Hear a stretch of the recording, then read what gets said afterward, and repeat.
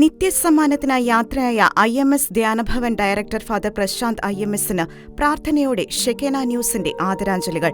തന്റെ നിരന്തര സാന്നിധ്യം കൊണ്ടും പ്രാർത്ഥന കൊണ്ടും പൗരോഹിത്യ ശുശ്രൂഷ കൊണ്ടും ഷെക്കേന ന്യൂസിനും ഷെക്കേന ന്യൂസ് പ്രേക്ഷകർക്കും വലിയ അനുഗ്രഹമായി മാറിയ പ്രശാന്ത് അച്ഛന്റെ പെട്ടെന്നുള്ള വിയോഗത്തിൽ അനുശോചിക്കുന്നതോടൊപ്പം അദ്ദേഹത്തിന്റെ ആത്മാവിന്റെ നിത്യശാന്തിക്കായി പ്രാർത്ഥനകൾ അർപ്പിക്കുകയാണ്.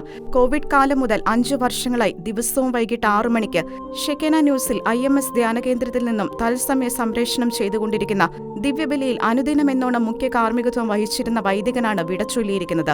സ്ഥിരം പ്രേക്ഷകരായി ജനലക്ഷങ്ങൾ പങ്കെടുത്തിരുന്ന ആ ദിവ്യബലികളിലൂടെ സ്വർഗത്തിന്റെ ഉപകരണമായി തന്റെ പൗരോഹിത്യ ശുശ്രൂഷ അനേകർക്ക് അനുഗ്രഹമായി പകർന്ന പ്രിയ പ്രശാന്ത് അച്ഛൻ അവസാനമായി ഡിസംബർ 12-നായിരുന്നു ഷെക്കേന ന്യൂസിൽ ദിവ്യബലി അർപ്പിച്ചത്.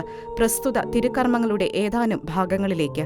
ഇതാ കർത്താവ് വരുന്നു, തന്റെ ജനതയെ സമാധാനത്തിൽ സന്ദർശിക്കുവാനും അവർക്ക് നിത്യജീവൻ നൽകുവാനും കർത്താവ് പ്രതാപത്തോടെ ഇറങ്ങി വരുന്നു.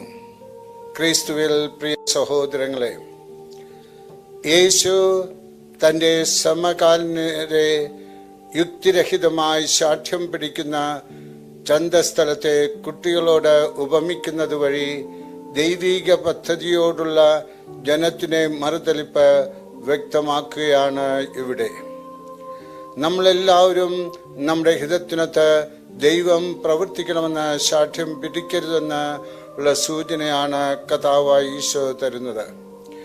ഈ സുവിശേഷം നിയമാവർത്തന പുസ്തകം 5-ാമത്തെ അധ്യായം 29-ാമത്തെ തിരുവചനത്തില് ദൈവം തന്റെ മനസ്സ് വെളിപ്പെടുത്തുന്നുണ്ട്.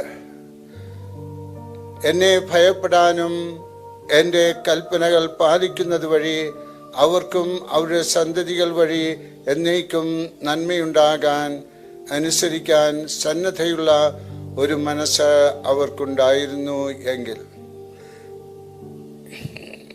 ഇന്നത്തെ സുവിശേഷ ഭാഗത്ത് കർത്താവായ ഈശോ ആഗ്രഹിക്കുന്നത് നമ്മൾ ദൈവത്തിൻ്റെ ആഗ്രഹം മനസ്സിലാക്കി അതനുസരിച്ചുകൊണ്ട് ജീവിക്കുവാനായിട്ടാണ്.